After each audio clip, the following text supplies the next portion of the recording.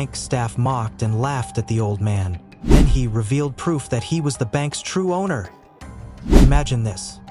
You step into a grand bank, one of the most prestigious in the city. The kind of place where polished marble floors gleam under chandeliers, where suits and luxury watches are as common as deposit slips. The air hums with quiet conversations, the scent of expensive cologne and fresh paper filling the space. This is an institution built on wealth, on status, on the idea that power belongs only to those who look the part. Now, imagine walking into this world, not in a tailored suit, but in simple clothes, your steps slow with age. You're not flashy. You don't command attention. But you have a purpose. And instead of being met with courtesy, you're met with sneers, dismissive glances, the kind of laughter people don't even try to hide. The employees don't see a valued client. They don't see someone deserving of respect. They see an old man, one who, in their eyes, doesn't belong. They whisper, they chuckle, they roll their eyes, making assumptions without a second thought. They treat you like an inconvenience, like a waste of their time. Because, to them, power is measured in outward appearances. Wealth is only real if it's worn on your sleeve. But what they don't know, what they couldn't possibly imagine, is that the very institution they work for, the one they take so much pride in, wouldn't even exist without you. Because sometimes, appearances can be deceiving. And today, the people who laughed, the ones who dismissed you without a second thought, are about to learn a lesson they will never forget. Now, imagine you're not just one of those employees. Imagine you are the bank manager. You run this place, you've worked your way up, and now you're the one in charge, the one who makes the decisions, the one who determines who gets priority service and who gets shown the door. So when an old man walks in, dressed in plain clothes asking to see you, you don't hesitate to turn him away. He doesn't have an appointment. He doesn't look like someone who belongs in your office. He doesn't matter. You smirk. Maybe you even let out a chuckle. You tell him to come back another day, or better yet, not to come back at all. Because in your mind, this is just another nobody. Just another elderly man wasting your time. But what you don't know, what you couldn't possibly know, is that this single decision will be the worst mistake of your career. Harold Whitmore moved carefully as he stepped through the heavy glass doors of Eldermore Financial Bank. His steps were slow but steady, the weight of years pressing on his shoulders. He wasn't dressed in fine suits like the other patrons, no designer cufflinks, no polished leather shoes, just a simple wool coat, a weathered cap, and a scarf wrapped tightly around his neck. To anyone looking at him, he was just another elderly man, one of the many who came to cash their pension checks or withdraw the little savings they had left. The bank was as grand as ever, polished marble floors gleaming under gold-trimmed chandeliers, walls lined with rich mahogany, and the quiet hum of hushed conversations mixing with the rhythmic tapping of keyboards. The employees were all young, dressed sharply in tailored suits and crisp uniforms, moving with purpose as they attended to well-dressed clients. It was the kind of place that exuded wealth and prestige, where status was everything and power was worn like a badge. But as Harold stood there, taking it all in, something was different. No one greeted him, no one offered him a polite smile or even a second glance. The moment he walked in, he became invisible. Just another old man, unimportant, unnoticed. He adjusted his coat and made his way toward the front desk. Conversations continued around him, the employees too busy with their tasks to acknowledge his presence. A few glanced his way, quick, dismissive looks before they returned to their work. Harold didn't mind being unnoticed. He had never been the type to demand attention, but there was something bitter about this moment, something that lingered in the air like an aftertaste. Because there had been a time when this place had been different. A time when the people here had valued more than just appearances. But that time was long gone. Behind the reception desk, a young woman in a crisp navy mutal blazer tapped away at her keyboard, her manicured nails clicking rhythmically against the keys. Olivia Carter prided herself on her efficiency. She had worked at Eldermore Financial Bank for 3 years now, and in that time, she had learned exactly how to handle customers. The high-profile ones, the ones with power, were treated with warmth and priority. The ordinary ones, those who came in with minor transactions, were met with polite efficiency. And then there were the ones like this man. Ones who, at a glance, didn't seem worth her time. Still, she followed protocol. When the elderly man approached the counter, she didn't look up right away. She finished what she was typing first, then finally, with an air of practiced professionalism, acknowledged him. "Sir, do you have an appointment?" she asked, her tone neutral. The man stood before her, straight back despite his obvious age. He wore a plain wool coat, a faded scarf, and a pair of shoes that looked like... "I'd like to speak to the bank manager," he said, his voice steady but soft. That made her pause. People rarely asked for the manager directly unless they had a major complaint or serious business.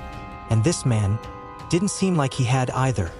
She studied him more closely now, taking in the way he moved, a little too slowly, as if each step required more effort than it used to.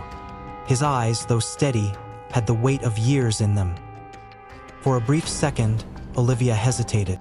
Maybe he was just a confused old man? Maybe he was here to talk about an issue with his account, or maybe, like so many elderly customers, he had forgotten some banking details and needed help. She could handle that. But before she could respond, she heard it. A soft chuckle. It came from somewhere behind her, near the teller stations.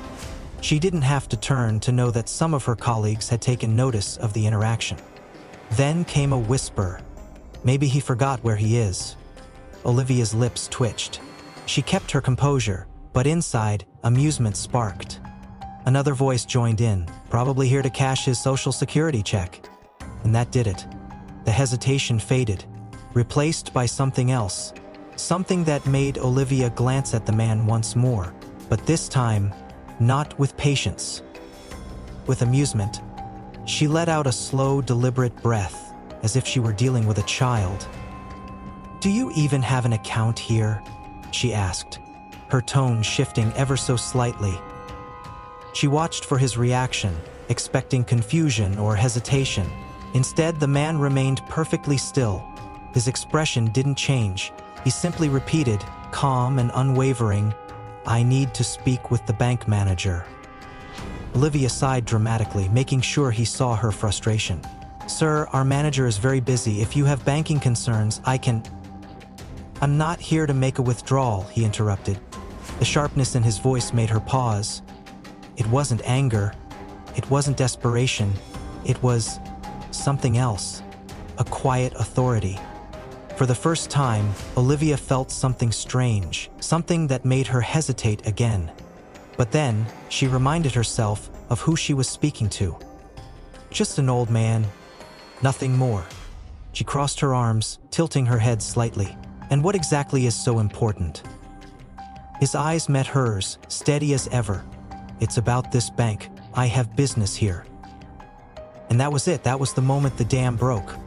Laughter rippled through the employees, loud and careless. The receptionist raised an eyebrow, her lip curling into a smug smile. It was as though her mind was already made up. This old man, clearly out of his depth, had no place here. "Business," someone snorted from across the room. It was a young man with messy hair and a chipped mug of coffee in his hand. His voice was dripping with sarcasm. "What kind of business, exactly? You planning to open a new savings account with your... What? What's that you have there? A check for your pension?" A few employees burst into laughter, exchanging looks that were all too knowing. There were the quiet chuckles, the unspoken agreement that this man, whoever he was, clearly didn't belong. Another voice piped up from the back, a woman with a headset, rolling her eyes as if she had just seen the most ridiculous thing in her entire life.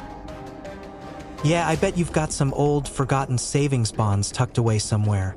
Maybe a collection of stamps you plan to sell?" Her words hung in the air like a heavy mist. Harold's stomach tightened, but his gaze didn't waver. He stood tall, his posture as unyielding as stone, even as the room around him mocked him without mercy. He had dealt with rejection, with scorn, with far worse in his life than this moment. But something about the laughter, the collective amusement at his expense, it stung. A junior clerk near the receptionist leaned back in his chair, one leg casually draped over the other, tapping his pen against the desk. "I mean, come on, look at the guy," he muttered under his breath, loud enough for everyone around him to hear. "He's gotta be lost. Probably wandered in off the street thinking it was a senior citizens discount day at some store or something." That line caused another wave of laughter. This time, even the receptionist couldn't hide her amusement. She gave a small, spiteful laugh, shaking her head, as if to say, "Oh, bless his heart." The mocking continued, and with every passing moment, Harold felt the weight of their condescension bear down on him. The eyes that had once ignored him now watched with cruel curiosity. His weathered hands clenched at his sides, his jaw tightening, but his voice remained steady. A tall, lanky man with a slicked-back hairstyle leaned in to his colleague. "I mean, it's almost cute, right?" he snickered. "Look at him, so desperate. Wonder if he thinks he can just waltz in here and make a deposit or something." He made a slow, exaggerated motion with his hand as if placing something onto the desk, mimicking Harold's every movement. "Oh, let me guess. Maybe he's here to cash in his Social Security check. Maybe he's been saving it for years." The laughter escalated. Some of the employees even clutched their sides, as if they had heard the funniest joke of their lives. Their faces were flushed with amusement, their eyes glinting with mockery, as if it was the most hilarious thing they'd ever seen. Harold's heart thudded in his chest, but he didn't react. He wouldn't give them the satisfaction. And then, as if the teasing wasn't enough, one of the tellers, a young man with a chiseled jaw and a too-tight shirt, took the opportunity to go even further. He stood up from his station, walking toward Harold with a swagger. "You know, I bet you're here for some kind of charity or something, right?" he said, his voice loud and obnoxious. "I mean, you probably think you're doing us all a favor by being here. Hey, let me grab you a coffee. The coffee machine's in the break room. I'm sure you need a little pick-me-up." The others roared with laughter again, some slapping their desks in delight. The receptionist actually took a moment to wipe a tear from her eye, as though she couldn't contain her amusement any longer. It was as though Harold had ceased to be a person in their eyes. He was a joke, a figure of fun, something to be mocked, ridiculed, and dismissed. The room had become a place where they all shared in their collective sense of superiority, each one feeding off the other's laughter, making Harold's humiliation all the more complete. His mind raced, but he stood firm. The voices continued, each one louder than the last, each one more mocking than before. But Harold didn't look away. He didn't flinch. He didn't even blink. He had learned a long time ago that humiliation, though painful, was temporary. This moment would pass. His thoughts ran like a river, 1,000 emotions rushing through him at once. Anger, frustration, disbelief, but most of all, the awareness of just how far he had fallen in the eyes of these people. He had once built this institution from the ground up, carefully crafting its reputation, its integrity, and now it was a playground for the careless, for the arrogant, for the ones who had no respect for anyone but themselves. But that didn't matter anymore. Harold had a plan, and his resolve was stronger than ever. As the laughter faded, and the last snide comment was made, Harold took a deep breath, the corners of his lips just barely twitching upward. "Excuse me, all of you," he said, his voice calm and unwavering, though the storm in his chest threatened to break free. And then, like a dam breaking, the room fell silent. The noise of laughter, of mockery, every word, every insult, vanished as if it had never been spoken at all. Every eye turned toward him, but now it wasn't with scorn, it was with disbelief. Because Harold Whitmore wasn't the man they had thought him to be. Olivia didn't even bother hiding her smirk now. She leaned forward slightly, her eyes gleaming with amusement. "And what exactly do you think you own here, sir?" The man took a deep breath. Then calmly he said, "Everything." The laughter stopped. For a brief moment, there was nothing. No laughter, no murmurs, just a heavy, suffocating silence hanging in the air. The employees at the front desks had frozen, glancing between one another, uncertain if they had heard correctly. A few exchanged confused looks, while others smirked, waiting for someone, anyone, to break the awkward pause. And then, clap. A slow, deliberate clap shattered the silence, each clap echoing through the grand lobby like a mocking drumbeat. Clap, clap, clap. Jordan Calloway, Senior Vice President of Eldemore Financial, stepped forward, his polished Italian leather shoes clicking against the marble floor with the kind of arrogance that came naturally to men like him. Jordan was young, ambitious, and ruthless. He hadn't clawed his way to the top through hard work or integrity, but through connections, manipulation, and a well-practiced smirk that made people both admire and fear him. His tailored suit fit him like a second skin, the platinum watch on his wrist glinting under the soft glow of the chandeliers. Everything about him screamed power, power that he had no intention of letting an old man like Harold challenge. He took his time approaching, making sure all eyes were on him. Finally, he stopped a few feet from Harold, his smirk widening as he crossed his arms. Wow. His voice was laced with amusement. That's quite the claim, old man. The employees who had held back their laughter before now chuckled openly. The ones who had looked uncertain a moment ago quickly followed suit. Olivia, the receptionist, folded her arms smugly. The security guards stationed near the entrance shifted slightly, watching with amused interest. Even the customers waiting in line turned to see what was happening, curiosity flickering in their eyes. Jordan tilted his head, his eyes scanning Harold from head to toe, as if assessing some kind of joke. "Let me get this straight," he continued, his voice practically dripping with condescension. "You're saying you own this bank?" Harold met his gaze without flinching. "That's correct." Jordan chuckled, shaking his head. "Right, and I suppose next you'll tell me you're some secret billionaire who just forgot to dress the part?" The room erupted in laughter. A few junior bankers clapped sarcastically. One of the tellers wiped a fake tear from his eye. Olivia shook her head, rolling her eyes. Even the security guards, who were supposed to remain professional, smirked. Harold remained still. Jordan exhaled, shaking his head like he was speaking to a senile grandfather who had lost his grip on reality. He turned slightly, addressing the crowd.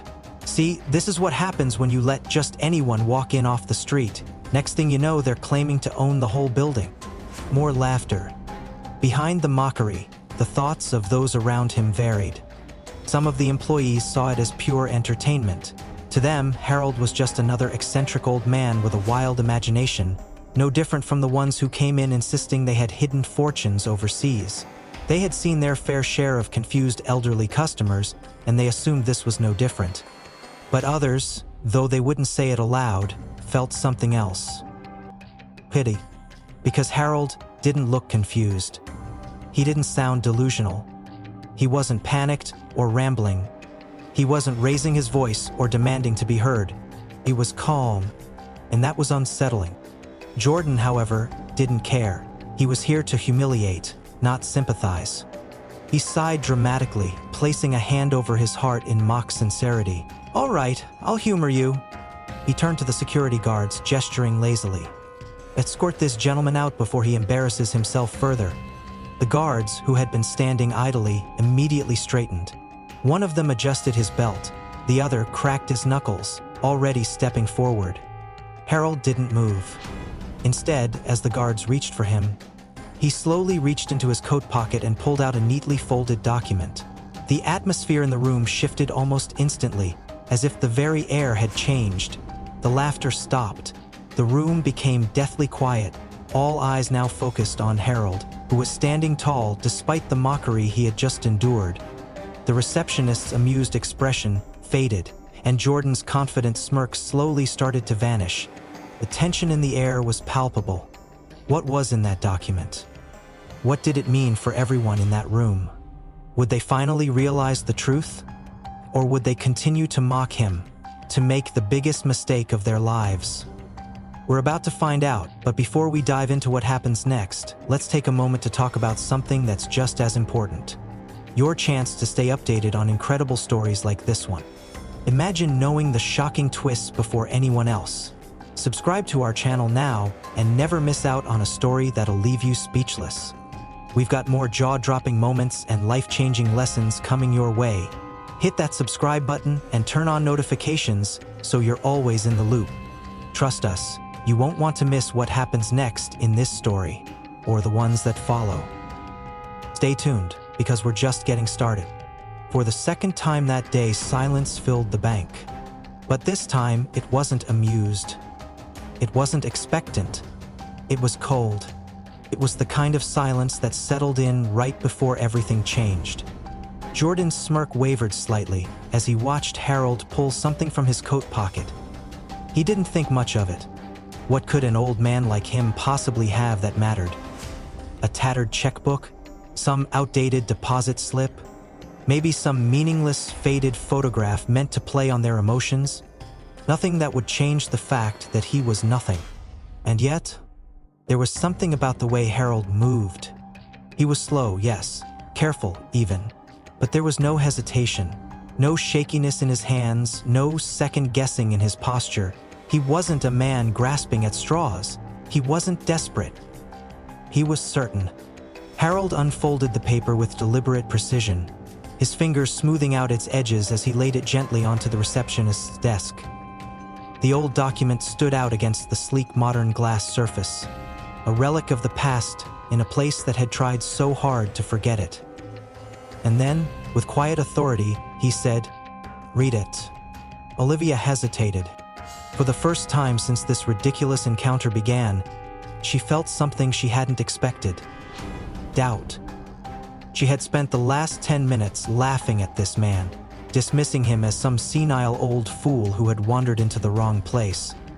And yet, there was something in his voice, something in the way he carried himself, that made her uneasy. Still, she rolled her eyes and picked up the paper, expecting it to be nothing more than a meaningless scrap. And then, she saw the words. Her breath hitched. Her pulse quickened. The color drained from her face. Because this wasn't just some old piece of paper. It was a legal document. A founding document. Stamped, signed, and dated. And the name printed on it, clear as day, was a name she had never heard before, but now would never forget. Harold Whitmore, founder and majority shareholder of Eldermore Financial Bank. Her fingers trembled. The confidence, the arrogance she had just moments ago evaporated into thin air. Jordan, still standing with his arms crossed, frowned. "What is it?" Olivia didn't answer. Slowly, almost robotically, she handed him the paper.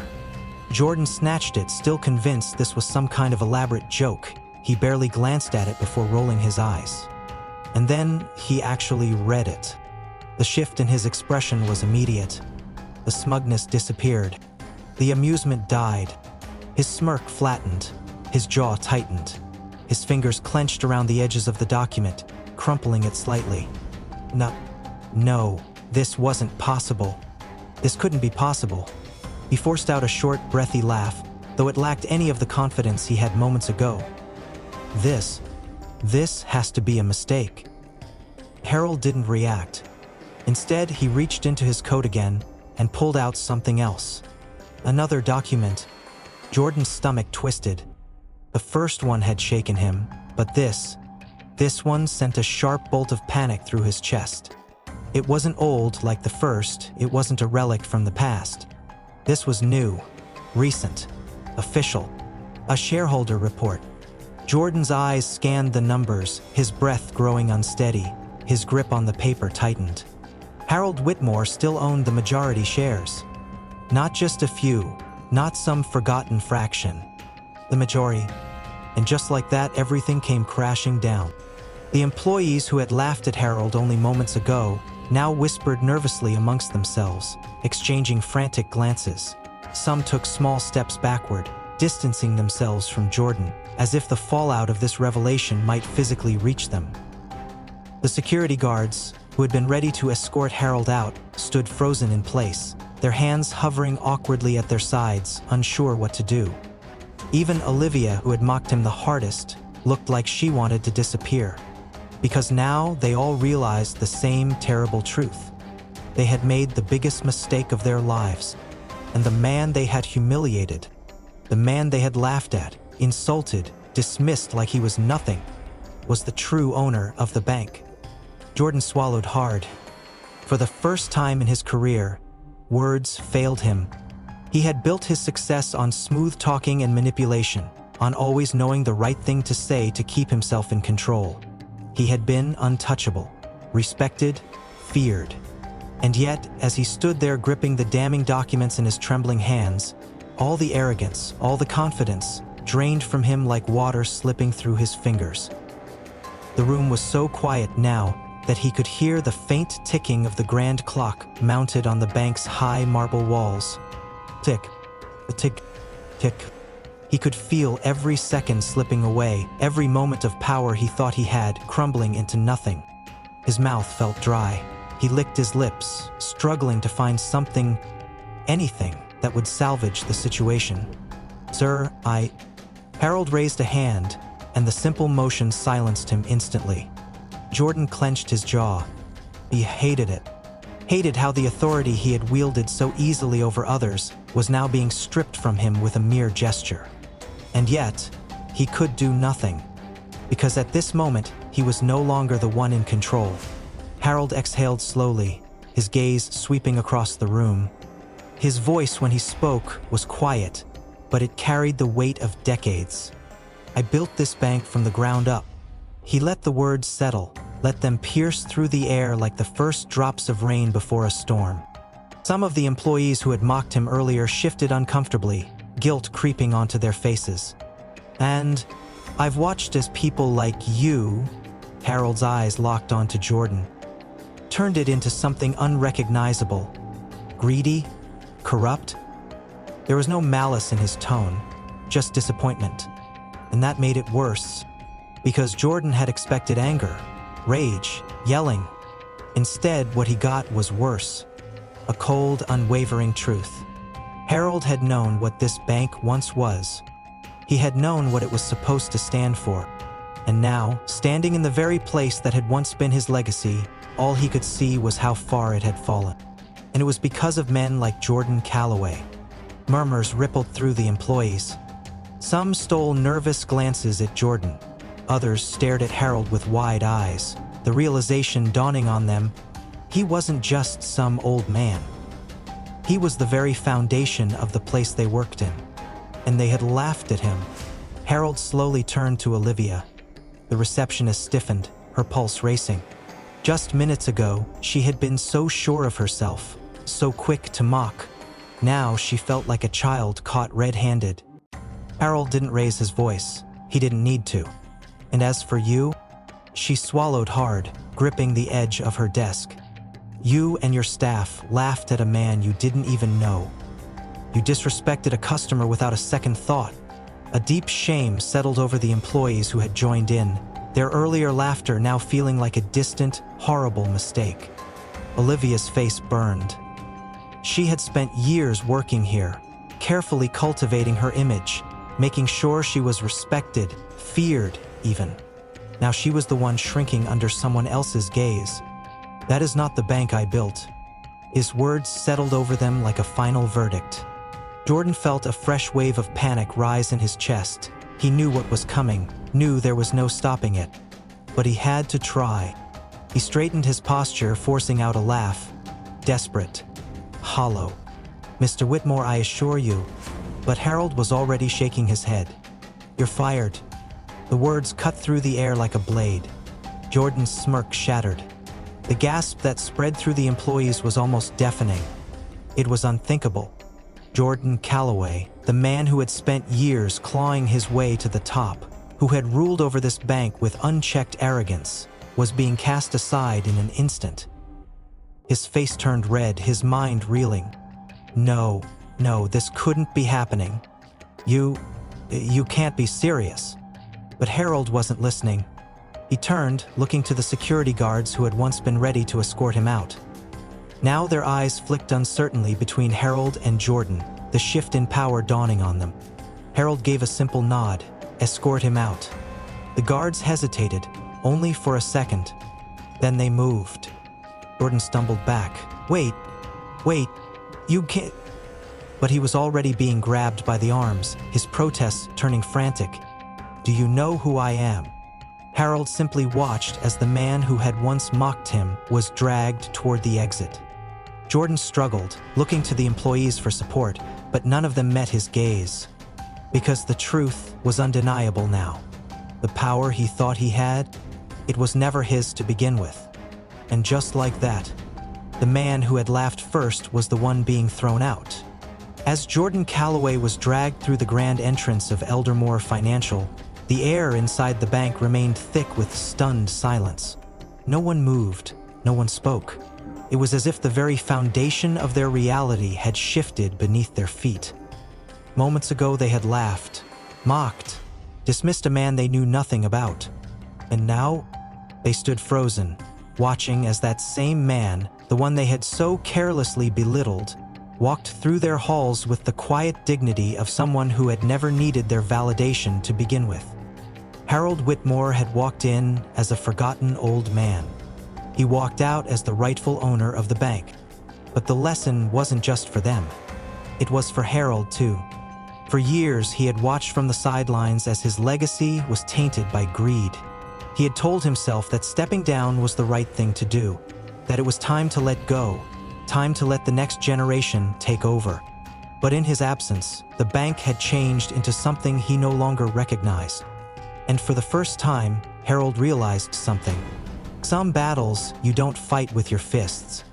You fight them by standing your ground, by refusing to let your values be erased, by proving that no matter how much the world tries to forget you, the truth can never be erased. The room was still buzzing with the shock of what had just happened. As Harold watched Jordan being escorted out, his heart felt heavy, not with anger, but with a deep, almost mournful realization. He had built Eldermore Financial from nothing, a legacy forged in integrity and hard work. But the path it had taken in recent years had tarnished that legacy. It wasn't just about money. It was about people, honest people who deserved better, and those who had been forgotten and overlooked. The days following Jordan's abrupt exit were transformative for Eldermore Financial. Harold took the reins once again, but this time it wasn't just to lead the bank, it was to rebuild it. The spirit of honesty, hard work, and respect for every individual was restored. And although Harold was aging, his mind was sharp, his vision clearer than ever. The bank flourished under his guidance, its values realigned, and the respect for customers and staff alike was paramount. It wasn't about the numbers anymore. It was about trust. As for Jordan Calloway, his fall from grace was swift and unforgiving. Without the protection of his high status, he became a forgotten name in the financial world. Once hailed as a rising star, Jordan now struggled to find work. His arrogant demeanor, once celebrated, now made him an outcast in every corner of the banking industry. No one wanted to associate with someone who had been so publicly humiliated, and for good reason. But Jordan didn't learn. His pride wouldn't allow it. Instead of accepting responsibility for his actions, he blamed the bank, the customers, and even Harold for his downfall. He bounced between odd jobs, never quite able to regain the position of power he had once taken for granted. Olivia, on the other hand, had a different fate. She left the bank after Jordan's dismissal, her reputation forever tarnished by the way she had treated Harold. The employees and the customers of Eldermore had seen her true colors. She was arrogant and dismissive when she should have been respectful. Her departure from the bank wasn't dramatic, but it was inevitable. Without Harold's presence and without the bank to back her, Olivia struggled to find footing in the corporate world. She eventually left the finance sector altogether, finding work in real estate, where she worked her way back up. Though, despite her success, she was always haunted by the memories of the man she had once mocked and disrespected. However, despite their fall from grace, both Jordan and Olivia eventually realized the gravity of their mistakes. Months passed, and they sought redemption in their own ways. It was during one of those long months that they decided to return to Eldermore, both humble and regretful, hoping to make amends. They arrived at the bank on a rainy afternoon, their faces solemn as they approached the front doors. Inside, the bank was brighter, more welcoming. The sleek, cold surfaces of the old Eldermore had been replaced with warm woods and inviting designs. The atmosphere felt completely different. It felt right. As they stepped inside, the employees greeted them respectfully, a stark contrast to how they had treated Harold all those months ago. It wasn't just a new coat of paint, it was a reflection of the true change Harold had brought about. He was there, sitting behind a polished desk in his office, looking every bit the part of a man who had reclaimed his legacy. Jordan and Olivia made their way to Harold's office. They stood there for a long moment, silent, almost unsure of how to begin. It had been such a long road for both of them, a road that in some way had brought them here, to this moment of quiet apology. "Mr. Whitmore," Jordan said, his voice uncharacteristically humble, I want to apologize for how I treated you. We both misunderstood you. We made a terrible mistake, and for that, I'm sorry." Olivia nodded beside him, her voice soft but sincere. "I was wrong too. I let arrogance get the better of me. I wasn't respectful. I wasn't professional. I don't expect your forgiveness, but I wanted to say that I regret how I treated you." Harold studied them for a moment, his eyes softening. He had always been a man who believed in second chances, in the possibility of redemption, even for those who had wronged him. His time at Eldermore hadn't been just about building a financial empire. It had been about creating a legacy of fairness, of treating people with respect, regardless of their status. But he had also learned that not everyone would understand that vision right away. "Your apology means something," Harold said, his voice steady but kind. "It's not easy to admit when you're wrong, and I've seen that in both of you today. But actions speak louder than words, and the fact that you've come here, acknowledging what you did, well, that's the first step. I'm willing to forgive, but I hope you learn from this. The world doesn't work on arrogance. It works on integrity, on treating people the way they deserve to be treated." Harold's words hung in the air. There was no more mockery now. There was no more arrogance, just quiet understanding. They had learned their lesson, and as they stood there, facing the man they had once belittled, they understood how much they had to learn. "You've made a real difference here, Mr. Whitmore," Olivia said softly, almost in awe. "The bank, it's not the same anymore. It's better." Harold nodded. "Yes, it is. And that's the way it should be. This place was always about more than just money. It's about people. And that's something I hope both of you will carry with you from here on out." With that, Jordan and Olivia turned to leave. But this time, there were no mockeries, no sneers. They had come for forgiveness, and they had found it. As they walked out of Eldermore Financial Bank, they did so with the knowledge that they had been given a second chance, a chance to rebuild not just their careers, but their character. And for Harold, the old man who had once been forgotten, this was a victory that didn't need a crowd. The lesson had been learned, not just by Jordan and Olivia, but by everyone who witnessed it. Eldermore Financial Bank, under Harold's leadership, was better now, and so were the people who had once dismissed him. This was a lesson not just for the employees, not just for Jordan, but for everyone watching. Never judge a person by their appearance, because the man in tattered clothes might just own the very ground you stand on. Because the quiet ones, the ones dismissed too easily, the ones ignored, are often the ones holding the greatest power. And perhaps most importantly, respect should never be given based on wealth, status, or outward image. It should be given simply because every person deserves it. The staff of Eldermore Financial had learned this lesson the hard way. They had laughed at an old man. They had sneered at someone they assumed was beneath them. And in doing so, they had lost the very thing they prided themselves on, their credibility. And now, as Harold stepped outside, feeling the fresh air hit his face, he knew one thing for certain. He had come to this bank thinking he was forgotten, but today, he had proven that some legacies never fade, and some names will always be remembered. This story is a powerful reminder that respect isn't about appearances, wealth, or status. It's about character. Too often, people judge others based on what they see on the surface. They assume that an old man in simple clothes couldn't possibly be important. They decide without a second thought who is worthy of kindness and who isn't. But today, we've seen the truth. Respect should never be something you give only to those you think deserve it, because the moment you judge someone unfairly, you risk making the biggest mistake of your life. What would you do if you witnessed something like this? Would you stand by and let it happen? Or would you step up and show respect, regardless of who's in front of you? Let us know in the comments. We'd love to hear your thoughts.